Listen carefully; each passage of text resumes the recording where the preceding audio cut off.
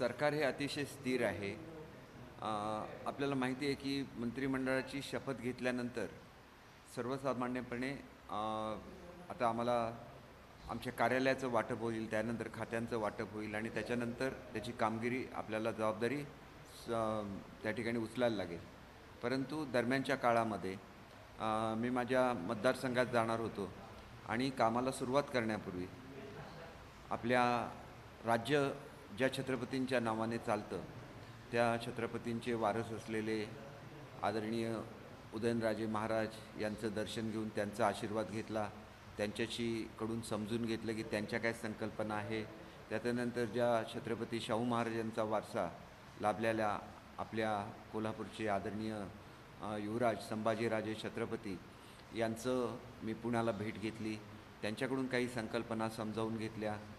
आईसाहेब महाराजांचा साताऱ्याला जाऊन आशीर्वाद घेतला. त्यांच्या काही संकल्पना होत्या. छत्रपती शिवाजी महाराजांचं एक वेगळ्या तऱ्हेचं स्मारक की ज्या ठिकाणी संपूर्ण अशी नगरी उभारली जाईल आणि छत्रपतींचा इतिहास जिवंत केला जाईल याच्यासाठी त्यांनी स्वतःची जागासुद्धा त्या ठिकाणी देऊ केलेली आहे. परंतु अनेक वेळेला अजून डिपार्टमेंटचं वाटप झालेलं नाही. मला स्वतःला कुठलं खातं मिळणार हे सुद्धा माहिती नाही. परंतु बऱ्याचशा ज्या संकल्पना सांगितल्या या पर्यटनाच्या संदर्भातल्या संकल्पना होत्या आणि पर्यटनाचा खूप अभ्यास आम्ही गेल्या अनेक वर्षामध्ये केलेला आहे. आणि मुळात मी ज्या जिल्ह्यामध्ये राहतो तो सिंधुदुर्ग जिल्हा हा भारतातला पहिला पर्यटन जिल्हा म्हणून जाहीर करण्यात आलेला होता. आणि त्याच्यामुळे एकंदरीतच आपल्याला जे काही ज्ञान मिळालेलं असेल ते ज्ञान ह्या ज्यांच्या नावाने आपण राज्य चालवतो त्यांच्या संकल्पनांच्या पूर्ततेसाठी जर काही आपल्याला कॉन्ट्रिब्युशन करता येईल तर ते केलं तर ते खऱ्या अर्थाने आपल्या कार्याची चांगली सुरुवात झाली असं आपल्याला म्हणता येईल. शेवटी आपण ज्यावेळेला एखादं कार्य सुरू करतो त्यावेळेला सर्वप्रथम आपल्या गुरुचे आशीर्वाद आपण घेतो. मी आयुष्यामध्ये गुरु मानलं किंवा ज्याला दैवत मानलं ते साईबाबा आहेत म्हणून मी अगोदर शिर्डीला गेलो. मी रात्री 3 वाजता शिर्डीला पोचलो. 5:30ला तिथली आरती घेऊन निघण्यापूर्वी तिथल्या सीओंशी चर्चा केली आणि भारतभरातले लोक जर शिर्डीला येत असतील तर तिथं झिरो क्राईम सिटी कशी करता येईल की तिथं आल्यानंतर एकही चोरी होता कामा नये, भाविकांची एकही गाडी पोलिसांकडून अडवली जाता कामा नये. शेवटी भाविक ज्यावेळेला येतात त्यावेळेला त्यांना पुन्हा पुन्हा येवाचं वाटलं पाहिजे, एक शिस्त आली पाहिजे. आपण देवस्थानांमध्ये गेलो की बघितलेलं आहे की आपल्याकडे एक दान करण्याची वृत्ती असते. परंतु दान करत असतानाच पाठीमागे लोक जर आपल्याला लागले पैसे द्या असं तर ते एक चुकीचं चित्रसुद्धा उभं राहतं. आणि त्याच्यामुळे याचं कशा तऱ्हेने नियोजन करायचं आणि खरोखर अशी स्थिती भारतामध्ये अजिबात नाही की कोणाला त्या ठिकाणी आपल्या चरितार्थासाठी भीक मागायला लागेल. तर हा व्यवसायसुद्धा होता कामा नये. खऱ्या अर्थाने मदत ही मदतीसाठी मिळाली पाहिजे आणि त्याच्यामध्ये मग आपली देवस्थानं आहेत, या देवस्थानांचं पावित्र्यसुद्धा राखलं गेलं पाहिजे. मग याच्या रीतीने कशा रीतीने नियोजन करता येईल याच्यासाठीसुद्धा काही सूचना मी तिथल्या मुख्य कार्यकारी अधिकारी आहेत त्यांना दिल्या. पुण्याला आल्यानंतर पुण्याचा फेस्टिवल बंद पडलेला आहे. तिथं गणेशोत्सव हा सगळ्यात मोठा उत्सव पुण्याचा असतो आणि त्याच दरम्यान पुणे फेस्टिवलसुद्धा होत होता. मग तो फेस्टिवल पुन्हा सुरू करता येईल का, तिथल्या ऐतिहासिक ज्या वास्तू आहेत त्या वास्तूंच्या संदर्भात काय करता येईल या संदर्भात जिल्हाधिकारी पुणे यांच्याशी चर्चा केली. पुण्याचे तत्कालीन पालकमंत्री चंद्रकांतदादा पाटील साहेब यांच्याशी चर्चा केली. आणि काल माझी येताना साताऱ्याला चर्चा झाली तिथल्या जिल्हाधिकाऱ्यांची. आता इथले जिल्हाधिकारी आहेत, काही प्रमुख हॉटेल व्यावसायिक आहेत, काही इथले आर्किटेक्ट्स आहेत, त्यांच्याकडून काही संकल्पना समजवून घ्यायच्या आहेत. आणि विशेषतः छत्रपती संभाजीराजे यांनी ज्या काही संकल्पना आदरणीय युवराज साहेबांनी मांडलेल्या आहेत त्या संदर्भात त्या प्रॅक्टिकली आपल्याला कशा इम्प्लिमेंट करता येतील. शेवटी असं होतं की काही संकल्पना असतात आणि प्रत्यक्षात त्याची अंमलबजावणी करायला लागते. जसं एडनबर्गमध्ये हेरिटेज माईल आहे तसं हेरिटेज माईल हे कोल्हापुरामध्ये व्हावं अशी त्यांची एक संकल्पना होती. शिवाजी पूल या नावाने छत्रपती शिवाजी महाराजांच्या स्मरणार्थ जो पूल बांधण्यात आलेला होता आणि तिथं जो घाट बांधण्यात आलेला आहे या घाटाचा काही चांगल्या रीतीने वापर करता येईल का, अशा अनेक संकल्पना त्यांनी सांगितलेल्या होत्या. परंतु प्रत्यक्षात त्याच्याबद्दल काय करता येईल आणि शाहू महाराजांचा जो वारसा आहे तो जगासमोर आणण्यासाठी काय करता येईल ह्याचीसुद्धा सविस्तर चर्चा झाली पाहिजे. सुरुवातीला ही अधिकाऱ्यांच्याबरोबर जरी चर्चा असली तरी पुढच्या काळामध्ये सर्व नागरिकांच्याबरोबर चर्चा झाली पाहिजे. माता महालक्ष्मीच्या अंबाबाईच्या दर्शनासाठी जी लोकं येतात त्यांच्यासाठी अधिकच्या सुविधा कशा रीतीने करता येईल आणि तिरुपतीच्या खालोखाल तिरुपतीचं दर्शन झाल्यानंतर लोक अंबाबाईच्या दर्शनाला येतात आणि हा एक प्रचंड ओघ सुरू झालेला आहे. याला कशा रीतीने चांगल्या रीतीने राहण्याच्या व्यवस्था करता येतील, त्यांच्या दर्शनाच्या बाबतीत ते त्या ठिकाणी महालक्ष्मीला येत असताना आणि काही सुविधा त्यांना देता येईल का, अनेक विषय असतात आणि हे विषय करत असतानाच आपले जे जनरल डेव्हलपमेंट असते त्याच्यामध्ये कोल्हापूर जिल्हा नेहमीच आघाडीवर राहिलेला आहे. प्रगतिशील शेतकरी इथले राहिलेले आहेत, परंतु पूरसदृश्य परिस्थिती आतासुद्धा येताना आम्ही बघितलेलं की नद्या तुडुंब भरून वाहत आहेत आणि ह्या परिस्थितीचा आढावा आज संध्याकाळी आदरणीय मुख्यमंत्री महोदय घेणार आहेत आणि ते सूचना देतील. काही मदतसुद्धा अत्यावश्यक असेल ते देतील, तो त्यांचा अधिकार आहे. सध्या आमच्याकडे काही खात्याचं वाटप झालेलं नसतानासुद्धा आपल्याकडून जे काही काम होतं ते काम करण्याचा प्रयत्न आहे. म्हणून इथं जात असताना चंदगडला जो पारगड किल्ला आहे तिथंसुद्धा काही वेळ मी थांबणार आहे आणि तिथून तिलारीच्या घाटामध्ये उतरून नंतर माझ्या मतदारसंघामध्ये मी जाणार आहे. मंत्रिमंडळ विस्तारानंतर नाराजी व्यक्त पाहायला मिळते. संजय शिरसाट यांनी काल एक ट्विट केलं, महाराष्ट्राचे कुटुंब प्रमुख उद्धव ठाकरे अशा पद्धतीचं, आणि ते काही वेळा दिलीप देखील केलं. त्यामुळे वेगवेगळ्या चर्चांना उदाहरण देते. काय म्हणाल या सगळ्या?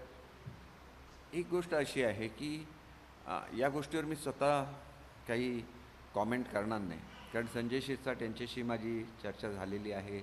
आम्ही एकत्र बसलेलो आहे. पहिल्या टप्प्यामध्ये त्यांना जरी संधी मिळालेली नसली तरी दुसऱ्या टप्प्यामध्ये त्यांचा समावेश हा स्वाभाविक आहे, कारण त्यांचं खूप चांगलं काम औरंगाबादच्या क्षेत्रामध्ये आहे.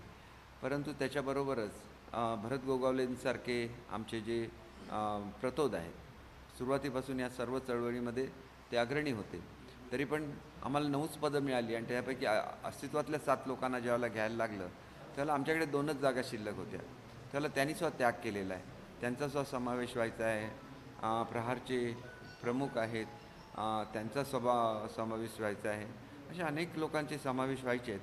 हे दुसऱ्या टप्प्यामध्ये ज्यावेळेला एक्सपान्शन होईल त्यावेळेला सगळ्यांचं, बच्चू कडू साहेबांचा समावेश, ते सुद्धा एक प्रमुख नेत्यांपैकी आहेत आमच्या, त्यांचासुद्धा समावेश होईल.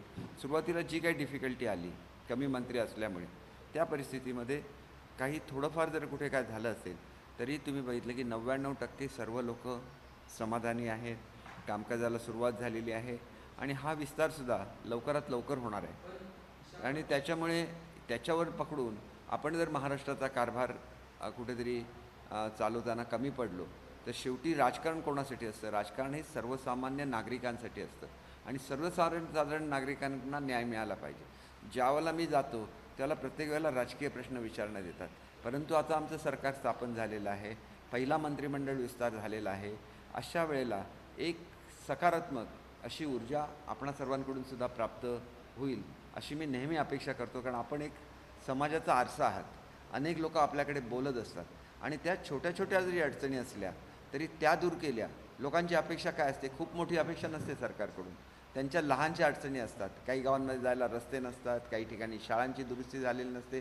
छोट्या छोट्या अडचणी, वेळेवर कोणाला कुठल्या एखाद्या ठिकाणी धान्य पोचलेलं नसेल, ज्या ठिकाणी पेरणी करायचं आहे त्या ठिकाणी बियाणं पोचलं नसेल, ह्या छोट्या छोट्या ज्या अडचणी असतात त्या लोकांच्या दृष्टीने महत्त्वाच्या असतात. आणि शेवटी आमच्या सरकारचं उद्दिष्ट असं आहे की महाराष्ट्र सुखी झाला पाहिजे, तर महाराष्ट्राचं वेगवान प्रगती झाली पाहिजे, त्या ठिकाणच्या लोकांना नोकऱ्या मिळाल्या पाहिजेत, तर मोठ्या प्रमाणामध्ये परदेशी गुंतवणुका ह्या राज्यामध्ये आल्या पाहिजेत. आणि हे करत असताना आपणा सर्वांचं सहकार्य अपेक्षित आहे.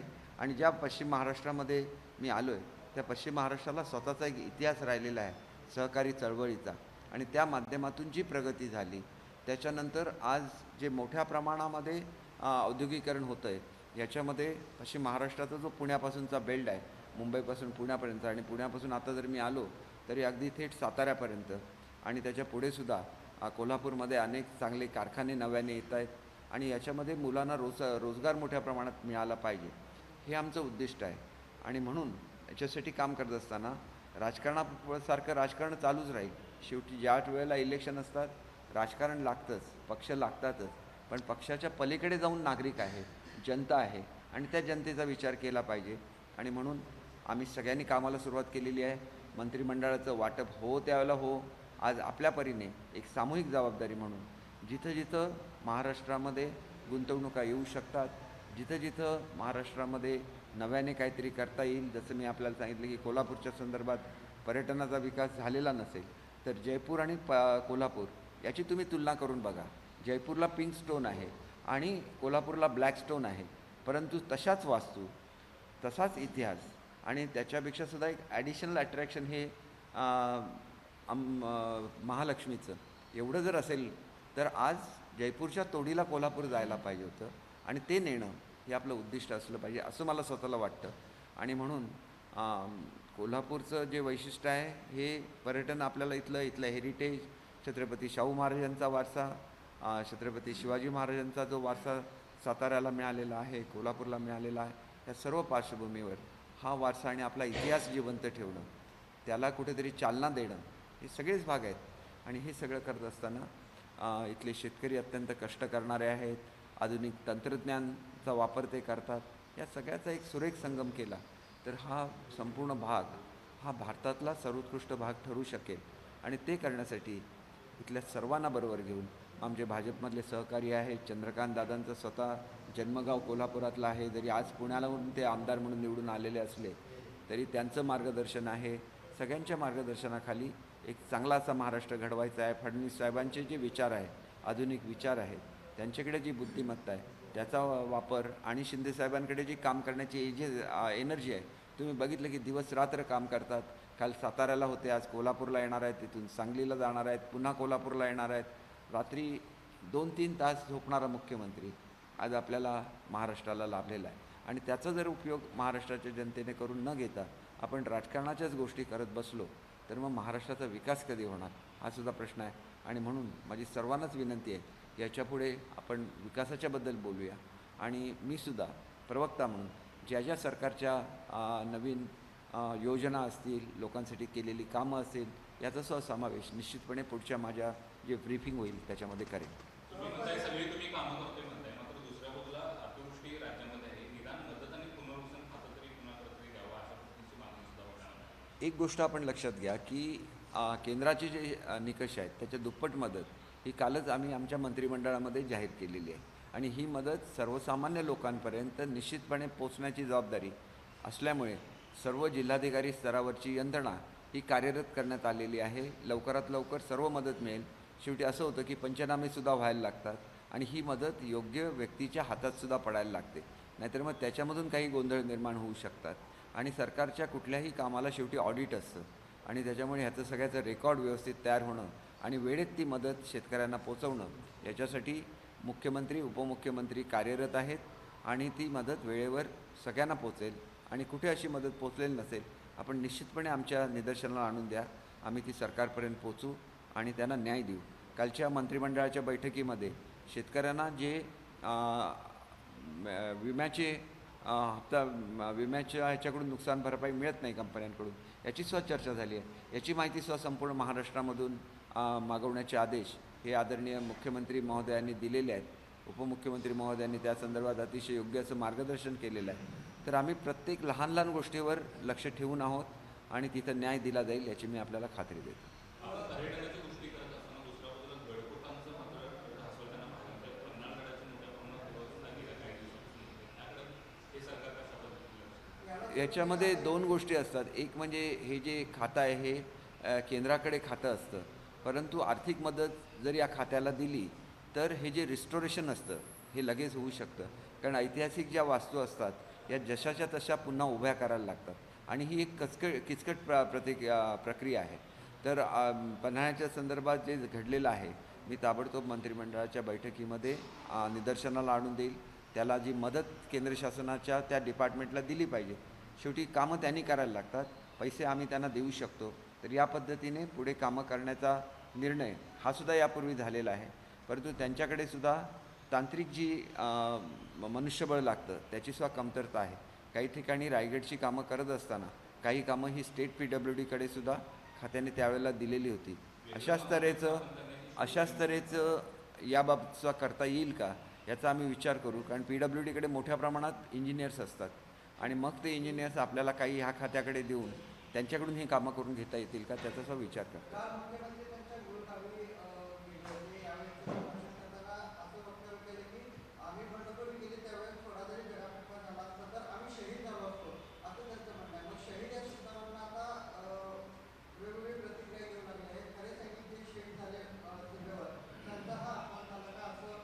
नाही बघा, कुठल्याही छोट्या शब्दांमधून काही अर्थ काढणं हे योग्य नसतं.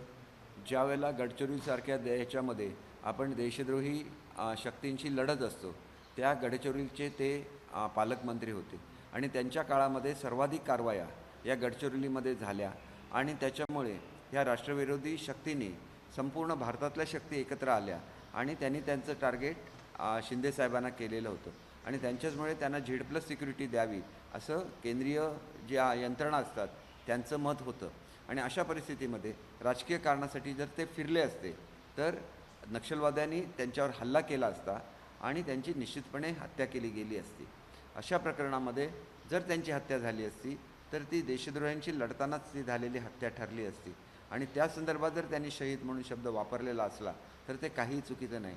गडचिरोलीमध्ये कशा तऱ्हेने देशविद्रोही ताकदींशी लढा दिला जातो हे मी माझ्या डोळ्यांनी बघितलं होतं. त्या खात्याचा मी मंत्री होतो. अनेक आपले सैनिक त्या ठिकाणी शहीद झालेले आम्ही बघितलेले आहेत. अनेक राज्यांचे मंत्री हे सुद्धा बॉम्बस्फोटामध्ये दहशतवाद्यांच्या कारवाईला बळी पडलेले आहेत. महाराष्ट्रामध्ये असं घडता कामा नये. एक सक्षम अशी यंत्रणा महाराष्ट्रामध्ये आहे. त्यावेळेला शिंदेसाहेब कुठेही जात असले आणि राजकीय कारणामुळे जात असले तर त्यांच्या मागे एक प्रचंड अशी सिक्युरिटी देण्याची गरज होती. त्या काळामध्ये ती मिळेल की नाही अशी शंका होती. त्याच्यामुळे राजकीय बंडखोरी ही आपल्या तत्वांसाठी होते किंवा उठाव हा तत्वांसाठी होतो. मतभेद झाले तर तो तत्वासाठी कोणतरी निघून जातं.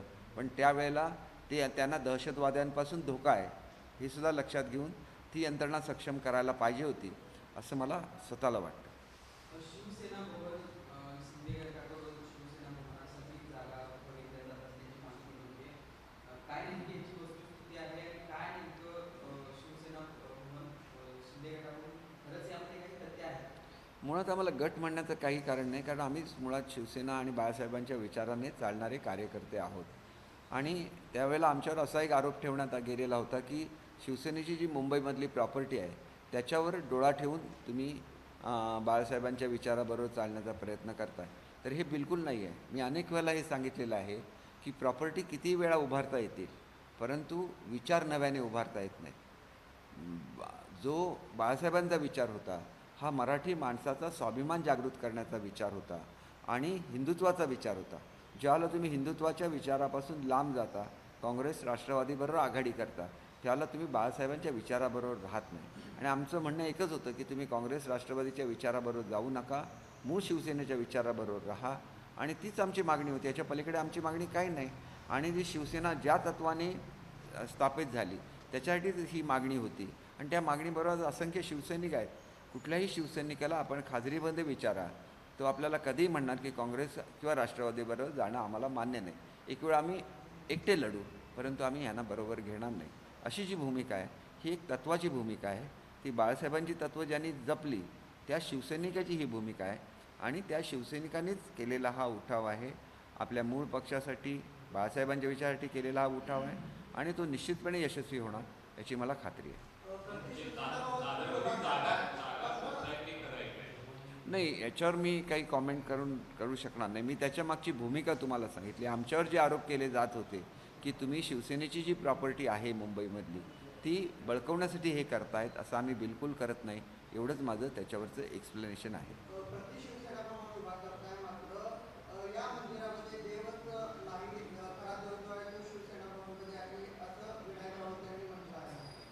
बघा, खरा देव हा विचारामध्ये असतो आणि त्या विचारापासूनच तुम्ही लांब गेला की तो देवसुद्धा तुमच्याबरोबर राहत नसतो. ही वस्तुस्थिती आहे.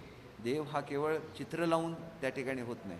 आणि हे देवत्व का मिळतं याचं कारण असं असतं की तो विचार, तो लढा, आज छत्रपती शिवाजी महाराजांची चित्र, त्यांचे पुतळे हे प्रत्येक ठिकाणी का उभारले जातात? त्यांना देवत्व हे त्यांनी महाराष्ट्राच्या उभारणीमध्ये केलेलं, स्वराज्याच्या उभारणीमध्ये केलेल्या योगदानामुळे त्यांना हे देवत्व प्राप्त झालेलं आहे.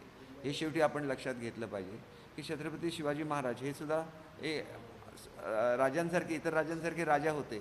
परंतु इतर राजांचे पुतळे किंवा शाहू महाराजांचाच पुतळा का उभारला जातो, छत्रपती शिवाजी महाराजांचाच पुतळा का उभारला जातो?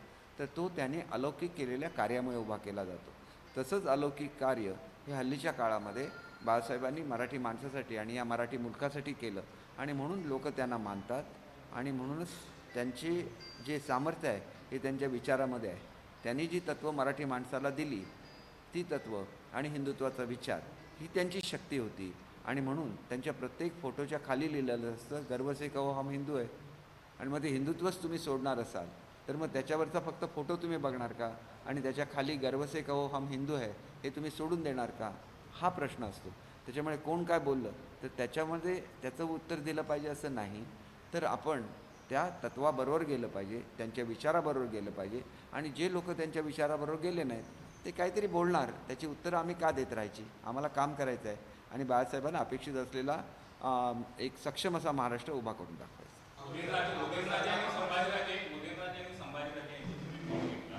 संभाजीराजेंचा योग्य सन्मान करण्यासाठी काय तुम्ही पुढाकार घेणार आहात का? तेव्हा निश्चितपणे आपल्याला बघा शेवटी हे वैभव असतं. वैभव केवळ फोटोमध्ये किंवा त्या मोठमोठ्या इमारतींमध्ये त्या किल्ल्यांमध्ये नसतं, महालांमध्ये नसतं, तर त्यांचा वारसा घेऊन पुढे चालणाऱ्या त्यांच्या वंशजांमध्ये सुद्धा असतं. त्यांचा योग्य तो मान राखला गेला नाही आणि तो कोणी राखला गेला नाही हे संपूर्ण महाराष्ट्राला माहिती आहे. आणि मग आम्ही जो लढा देतो हा ह्याच सगळ्या गोष्टींसाठी असतो की ते जर छत्रपती असतील आणि त्यांचा मान त्यांना द्यायचं न द्यायचं ताबडतोब सांगितलं जाऊ शकत होतं. एखाद्या एवढ्या मोठ्या व्यक्तीला की ज्या व्यक्तीला घेतल्यानंतर पक्ष मोठा होऊ शकतो, मग त्या व्यक्तीचा मान जर कोणी ठेवला नसेल तर तो कोणी ठेवला नाही हे काय मी इथं बोलून दाखवायला नको, ते संपूर्ण महाराष्ट्राला माहिती आहे. आणि आम्ही जर त्यांचा मान ठेवत असू तर आमच्याकडे कोणी बोट दाखवू शकत नाही. तो मान ठेवणं हा प्रत्येक मराठी माणसाचं कर्तव्य आहे आणि त्यांनी ते केलंच पाहिजे असं मला वाटतं.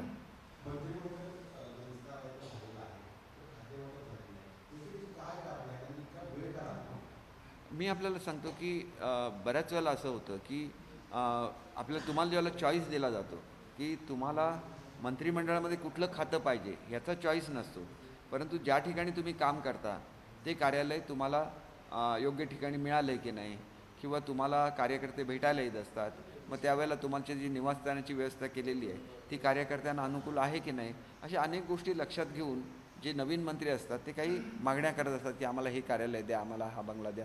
त्याच्यामध्ये व्यक्तिगत काय तर त्यांचा स्वतःचा बंगला नाही किंवा स्वतःचं कार्यालय नाही, परंतु लोकं आली मतदारसंघातली, महाराष्ट्रातली लोकं आली तर मला कोणाला योग्य रीतीने भेटता येईल याच्यापासून, कारण सर्वसामान्य मनुष्य त्याला काही टॅक्सीचा खर्च परवडत नाही, तो येणार ट्रेनने आणि मग त्याला ज्या ठिकाणी चालत येतं तिथं काही लोकांना आपले ऑफिसेस पाहिजे असतात.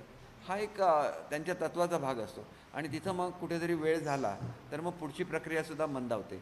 आणि त्याच्यामुळे मला असं वाटतं की हे सगळं वाटप पूर्ण झालं आणि खात्यांचं वाटप पूर्ण झालं की तुम्हाला सर्व लोक एका स्पीडने काम करताना दिसतात. सर, संजय शिरसाट जी ने एक ट्वीट किया था, उसमें उद्धव ठाकरे का कुटुंब प्रमुख ऐसा उल्लेख किया, बाद में वो ट्वीट है वो डिलीट किया. क्या है वो? संजय शिरसाट नाराज है, क्या चल रहा है? नहीं, अगर कोई भी ट्वीट में कोई चीज़ गलती से आ जाती है तो उसको डिलीट किया जाता है. तो ऐसे नहीं, एक उद्धव साहब एक हमारे आदरणीय नेता है, उनके बारे में हर किसी को आदर है कि उनके बारे में आदर दिखाना कोई बुरी चीज़ नहीं है, ऐसे मैं समझता हूँ. लेकिन संजय शिरसाट नाराज है, उनको मंत्रिपद नहीं मिला, इसके बारे में उनको जो जल्द ही मंत्रिमंड मिलने वाला है ये तो एक ओपन सीक्रेट है, तो उसके बारे में नाराज़गी क्यों होनी चाहिए. शिंदे गटातले जे संजय राठोड आहेत त्यांना मंत्रिपदाची शपथ दिल्यानंतर आता चित्रावाद आणि संजय राठोड या दोघांमधला वाद आहे तो वाढताना पाहायला मिळत आहे. कशा प्रकारे आता हे वाद सोडवण्यात किंवा त्यांचं नेतृत्व वगैरे काय आहे? याच्यामध्ये वाद म्हणता येणार नाही, ही तत्वाची लढाई असते. चित्रा वाघ हे त्यांची जी काय लढाई आहे, एका मुलीला न्याय मिळाला पाहिजे, मुलीला नाही 100% मिळाला पाहिजे, त्याचा तपास झाला, त्याच्यामध्ये कुठे चुकीचं झालं आहे का तसं नाही, तो तपास पूर्णपणे आपल्याला माहिती आहे की त्या ठिकाणी विरोधीच आमचे जे आता सध्याचे विरोधी आहेत त्यांचेच गृहमंत्री होते. त्याच्यामुळे थोडं जरी त्यांना त्याच्यामध्ये काय मिळालं असतं तरी त्यांनी ताबडतोब संजयजींच्या विरुद्ध ॲक्शन घेतली असती, पण असं काही झालेलं नाही आहे. तसं कुठे झालेलं नसताना पुन्हा पुन्हा हा विषय उगाळून काढणं हे त्यांच्या समाजावर सुद्धा अन्याय आहे. कारण एका विशिष्ट समाजाचं ते नेतृत्व करतात, जो बंजारा समाज आहे त्याचं ते नेतृत्व करतात आणि त्यांचं पूर्ण मोठंच्या मोठं शिष्टमंडळ हे उद्धवसाहेबांना भेटायला त्यावेळेला आलेलं होतं आणि त्यावेळेला त्यांनी सांगितलं होतं जर कुठलाही दोष आढळला नाही तर आम्ही संजय राठोडना पुन्हा एकदा मंत्री म्हणून त्या ठिकाणी घेऊ, हा त्यांनी दिलेला शब्द होता. अनेक वेळेला असं होतं की त्यांचं राज्य नसल्यानंतर किंवा ते मुख्यमंत्री नसल्यानंतर त्यांनी दिलेले शब्द पाळले जात नाहीत, परंतु आमचे शिंदेसाहेब असे आहेत की जो शब्द दिला तो शब्द. आणि मग त्यावेळेला ते सुद्धा 2 क्रमांकाचे मंत्री होते, त्यांच्याशी सुद्धा या गोष्टीची चर्चा झालेली असणार की कुठला दोष आढळला नाही तर संजय राठोड यांना पुन्हा मंत्रिपद दिलं जाईल. मग त्याची त्यांनी अंमलबजावणी केली. त्याच्यामुळे चुकीचं काय नाही. आणि कुठला जर दोष कुठल्याही मंत्र्यांच्या विरुद्ध आढळला ताबडतोब त्या मंत्र्यावर कारवाई केली जाणार. एवढे शिंदेसाहेब स्ट्रिक्टसुद्धा आहे. मात्र चित्रावा जे आरोप करत आहेत मग यावर असं तुम्ही त्यांची समजूत करणार किंवा नाही, त्यांना बघा, ज्यावेळेला एखाद्या महिलांचा विषय असतो त्यावेळेला त्याची सखोल चौकशी जेवढ्या वेळा होईल केलीच पाहिजे. हे शेवटी छत्रपती शिवाजी महाराजांचं राज्य आहे. इथं महिलांना न्याय दिलाच जाणार. याच्यामध्ये कुठलंही दुमत असण्याचं कुठलंही कारण नाही. त्यांनी जर काही त्यांच्याकडे नव्याने पुरावे आले असतील त्यांनी सादर करावे, त्याची चौकशी होईल आणि कोण दोषी आढळला तर त्यांच्यावर कारवाई होईल. संजय राऊत यांची दिवसेंदिवस पोलीस कचेरी वाढत चालली कुठेतरी या व्यवहारात काळं दिसते का पूर्ण चित्र? याच्यामध्ये मुळात व्यवहार काहीच नसतो. आपण एक गोष्ट लक्षात घेतली पाहिजे की कुठलंही डिपार्टमेंट हे फक्त पुरावे शोधू शकतं, कारवाई करू शकतं, परंतु पोलीस कोठडी किंवा त्या डिपार्टमेंटची कोठडी द्यावी की नाही हा पूर्णपणे न्यायालयाचा विषय असतो. आणि त्याच्यामुळे संजय राऊत यांच्याविरुद्ध ठोस पुरावे असल्याशिवाय त्यांच्या कोठडीमध्ये वाढ होणार नाही, ही वस्तुस्थिती आहे. त्याच्यामुळे सर्वांनीच समजून घेतलं पाहिजे की ते जरी राजकीय नेते असले तरी पत्रावाला चाळ हा मुंबईमध्ये घडलेल्या सगळ्यात मोठ्या घोटाळ्यापैकी एक घोटाळा आहे. आणि त्या घोटाळ्याशी जर ते संबंधित असतील तर त्याच्यामधले इतर आरोपी जेलमध्ये जातात आणि ते एकटे बाहेर राहिलेले होते. अशा परिस्थितीमध्ये न्यायालयामध्ये त्यांनी आपली भूमिका सक्षमपणे मांडण्याची गरज होती. आजसुद्धा त्यांनी ती भूमिका सक्षमपणे मांडावी. त्यांना न्याय मिळू शकतो. शेवटी न्यायालयामध्ये न्याय मिळतोच आणि तो पुराव्यांच्या ह्याच्यावर आधारावर मिळतो. आणि त्याच्यामुळे त्यांच्याविरुद्ध ठोस पुरावे मिळाले असतील म्हणून ही कारवाई झालेली असणार. त्याच्यामध्ये कुठलंही राजकारण असण्याची कुठलीही शक्यता नाही. एबीपी माझा, उघडा डोळे बघा नीट.